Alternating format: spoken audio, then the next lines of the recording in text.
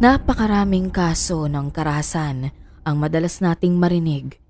Halos lahat ng ito ay kahindik-hindik na parabang habang tumatagal ay nagiging karaniwan na lamang ito sa ating pandinig. Ngunit ang kaso natin ngayong araw ay kakaiba. Hindi sa paraan kung paano ito isinagawa, kundi sa paraan kung paano ito nalutas.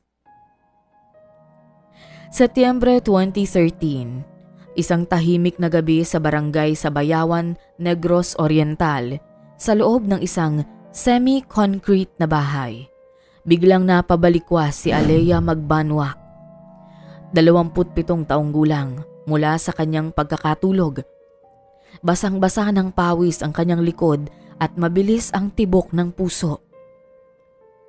Sa panaginip niya, muling sumulpot ang mukha ng kaibigang si Jovelyn Fabiliar. 25 anyos na 3 buwan nang nawawala. Ngunit hindi iyon ang nakasanayan niyang mukha. Hindi ito masaya. Hindi ito maayos. Sa kanyang panaginip, nakakaawa ang itsura ni Jovelyn. Umiiyak at humihingi ng tulong. Nakatindig si Alea habang sariwa pa sa alaala ang bawat imahe. Isang puno ng mangga sa tabi ng lumang water pump at ang tinig ni Jovelyn na paulit-ulit na nagsusumamo. Para bang hindi yun basta imahinasyon kundi isang pahiwatig na nag-iiwan ng bigat sa kanyang dibdib. Matagal niyang tinitigan ang dilim sa bintana. Hindi makapaniwala kung bakit ganoon kalinaw ang panaginip. 3 buwan na ang nakalipas mula nang huling makita si Jovelyn. Ayon sa pulisya, pauwi ito mula sa trabaho bandang 8:00 ng gabi nang tuluyan itong mawala. Simula noon, paulit-ulit na ginagalugad ng pamilya at ilang kaibigan ang mga posibleng lugar kung saan makikita ang dalaga. Ngunit walang bakas na natagpuan. Ang kaso ay unti-unting nanlamig at ang pag-asa ng pamilya ay halos matabunan na ng pangungulila. Kinabukasan, hindi nakatiis si Alea. Ikinuwento niya ang kanyang panaginip sa pamilya ni Jovelyn. Marahil, para sa iba, isang ilusyon lamang iyon na dulot ng labis na pag-iisip. Ngunit sa tono ng boses ni Alea, may kakaibang katiyakan. Tila ba sigurado siyang may ibig sabihin ang ipinakita ng panaginip. Sa umpisa, nag-alinlangan ang mga nakikinig, ngunit ang desperasyon ng pamilya ni Jovelyn ang nag-udyok na kumapit kahit sa isang manipis na hibla ng pag-asa. Pinulong ng barangay ang ilang residente at mga tanod upang muling maghanap. Gamit ang detalyeng mula sa panaginip kahit pa malabong paniwalaan. Hindi naging madali ang paghahanap. Nilibot nila ang mga bakanting lote, mga pilapil at mga gilid ng kagubatan. Ilang araw na paulit-ulit, walang malinaw na resulta. Ngunit sa 3 araw, may natuklasan ang isa sa mga kasali sa paghahanap. Isang concerned citizen ang nakakita sa isang bahagi ng lupa na kakaiba ang dating. May mga damo ngunit hindi kasing lago ng nakapaligid nito. Malambot ito at tila hinukay ilang buwan pa lamang ang nakalilipas. Doon na nagsimulang maghukay ang grupo. Mabagal ang bawat sandali at bawat tabon ng lupa ay parang nagpapabigat sa hangin. Hanggang sa may sumilip na telang kulay asul, isang piraso ng damit. Patuloy silang naghukay hanggang sa tumambad ang katawan. Halos kalansay na, ngunit may suot na blusa at pantalon na kapareho ng kay Jovelyn. Noong araw na siya ay huling nakita. Sa gilid ng hukay, naroon ang natuyuang water pump na halos pareho ng nakita ni Alea sa kanyang panaginip. Tahimik ang lahat. Walang makapagsalita. Ang ilan sa mga miyembro ng pamilya ay napaiyak.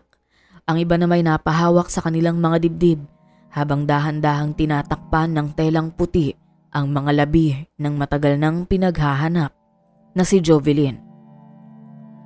Ang panaginip ay naging gabay at sa wakas, Natagpuan nga ang bangkay ni Jovelyn.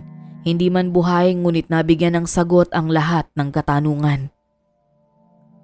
Dinala sa punerarya ang katawan na natagpuan.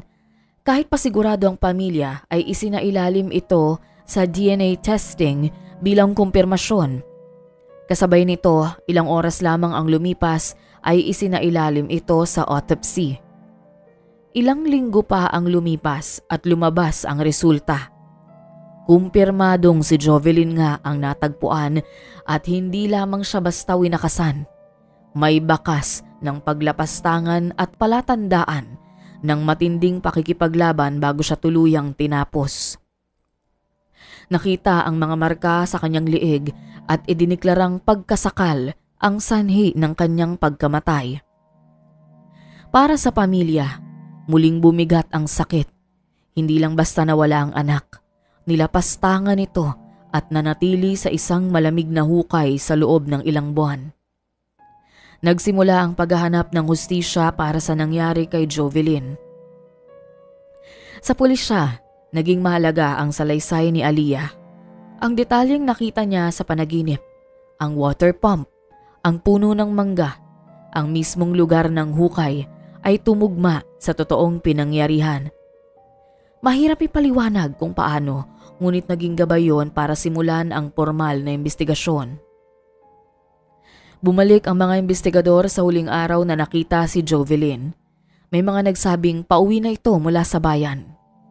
Ngunit hindi na nakarating sa kanilang bahay.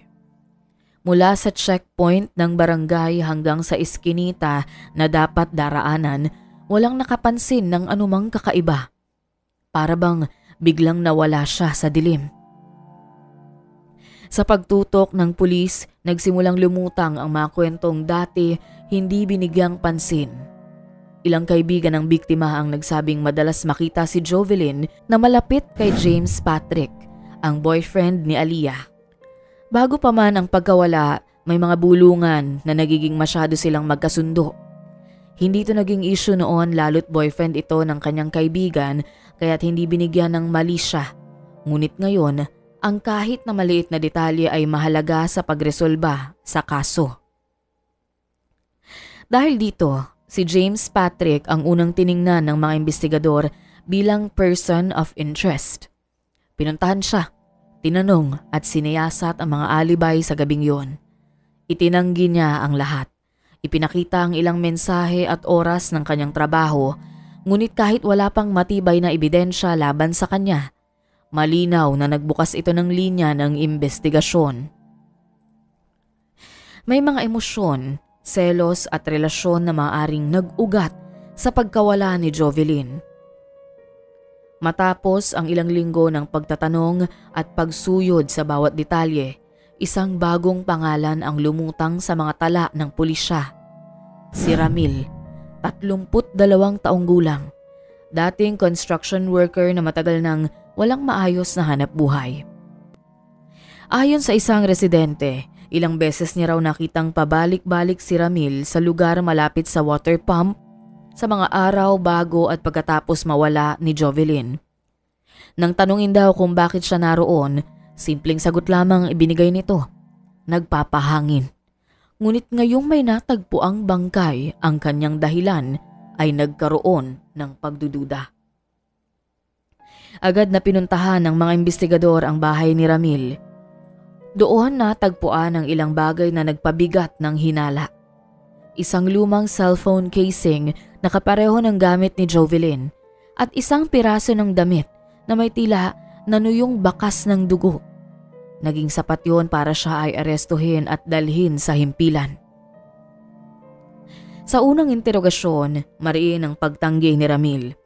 Ngunit habang tumatagal ang pag-uusap, unti-unti siyang bumigay sa presyon. Inamin niyang siya ang sumalakay kay Jovelyn, ngunit hindi raw siya kumilos ng mag-isa. Ayon sa kanya, may nag-utos at nagbayad sa halagang 5,000 piso upang tambangan at halayin niya ang biktima. Hindi raw niya personal na kilala ang nag-utos dahil sa telepono lamang sila nag-uusap at sa isang remittance shop lamang ipinadala ang perang kabayaran. Naging mahalagang piraso ng puzzle ang pahayag na yon. Pinatibay nito ang teorya ng mga pulis na hindi lamang simpleng krimen ng pagkakataon ang nangyari, kundi may nakatagong dahilan at mas malaking taong nasa likod. Sa kabila ng kanyang pag-amin, halata sa kilos ni Ramil na natatakot siya at sa kanyang dating ay tila nagsasabi naman ito ng katotohanan. Mula sa pahayag ni Ramil, isang malinaw na direksyon ang nabuo para sa investigasyon. Pinilit ng mga pulis na i-trace ang numero ng cellphone na ginamit upang makipag-ugnayan sa kanya. Ngunit ilang beses mang tangkaing kontakin ang numero ay hindi na ito aktibo. Walang malinaw na pangalang lumabas, kaya't lumipat ang investigasyon sa isang posibleng ebidensya. Ang remittance center ang naging susi. Nakita sa tala ang eksaktong transaksyon ng halagang 5,000 piso na ipinadala sa pangalan ni Ramil sa parehong araw na nabanggit niya. Natunton na ang bayad ay ipinadala mula sa isang branch na kalapit bayan. Humingi ng kopya ng CCTV ang mga investigador, umaasang may makikitang pahiwatig. Sa kabutihang palad, hindi pa ito nabubura. Habang pinapanood ang footage, unti-unting lumitaw ang imahe ng isang babae na nakasuot ng simpleng blusa at may dalang maliit na sling bag. Sa anggulo ng CCTV, habang pinipirmahan ang remittance form, ay nakilala agad siya ng mga investigador. Si Aliyah, ang matalik na kaibigan ng biktimang si Jovelyn. At siyang unang nagbigay ng lead sa pagkakahanap sa nawawalang katawan ni Jovelyn. Sa mga sandaling yon, tahimik ang mga investigador. Ang taong itinuring na tulay para mabigyang hustisya ang kaibigan ay siya ring lumilitaw na nagbukas ng daan tungo sa trahedyang nangyari dito. Hindi agad ibinunyag ang natuklasan. Sa halip, sinimula nilang obserbahan ang kilos ni Aliyah, ang kanyang mga paglabas, ang mga taong nakakasama, at ang mga simpleng galaw na dati walang kahulugan ngunit ngayon nagiging bahagi ng larawan ng motibo. Dahan-dahang nagsimulang mabasag ang imahe ng isang kaibigang nagdadalamhati. Habang mas pinapalalim ang investigasyon, unti-unting lumabas ang kasaysayan ng sigalot sa pagitan ni Aliyah at Jovelyn. Sa parehong linggo bago mawala ang biktima, may mga nakasaksi ng matinding pagtatalo sa pagitan ng dalawa. Ayon sa mga malapit na kaibigan, nagsimula ang alitan ng pagbintangan ni Aliyah si Jovelyn na nilalandi si James Patrick, ang kanyang nobyo. Bagamat walang matibay na patunay, nagsimula roon ang pagkasira ng kanilang samahan. Isa pang anggulo ng CCTV mula sa isang ATM machine ang malinaw na nagdiin kay Aliyah. Dito siya nag-withdraw ng pera bago nagtungo sa remittance center at nagpadala ng kabayaran kay Ramil. Nang kolektahin ang lahat ng impormasyon, mas malinaw na ang larawan. Si Ramil ang pisikal na gumawa ng krimen, ngunit ang direksyon at utos ay nagmula sa mismong taong itinuring na kaibigan ng biktima. Ang motibo ay halatang nakaugat sa selos at galit.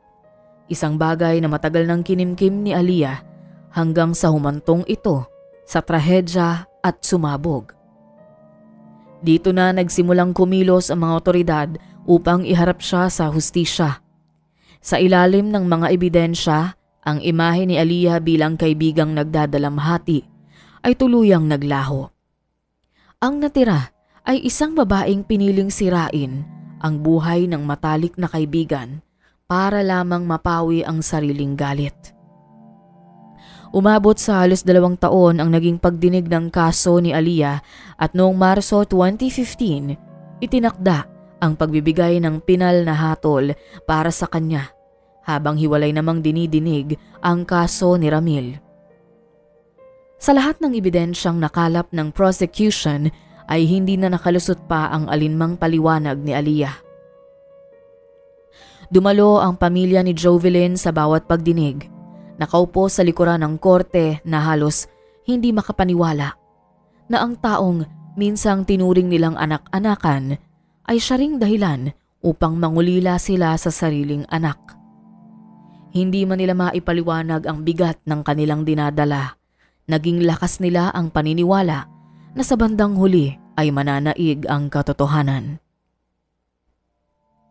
Si Aliyah ay napatunayang guilty bilang mastermind ng krimen at hinatulan ng reklusyon perpetua para sa kasong murder, kasamang dagdag na parusa para sa kasong rape by inducement. Si Ramil naman ay nanatili sa kulungan bilang pangunahing gumawa ng karahasan. Matapos ang desisyon ay muling dinalaw ng pamilya ang labi ni Jovelyn na nakahimlay sa gilid ng simbahan. Pinagsindihan ng kandila at iniharap ang balita na nakamit na ang hustisya sa nangyari sa kanya. Sa huli, naging kabalintunaan ng lahat na ang mismong panaginip ni Aliyah ang nagsilbing tulay para mabunyag ang krimen na siya rin naman pala ang nagplano. Sa mga naniniwala, maaring galing nga kay Jovelyn ang mga tinig sa panaginip ni Aliyah o di naman kaya ito ay mula sa sigaw ng sarili niyang konsensya at multo ng sarili niyang takot.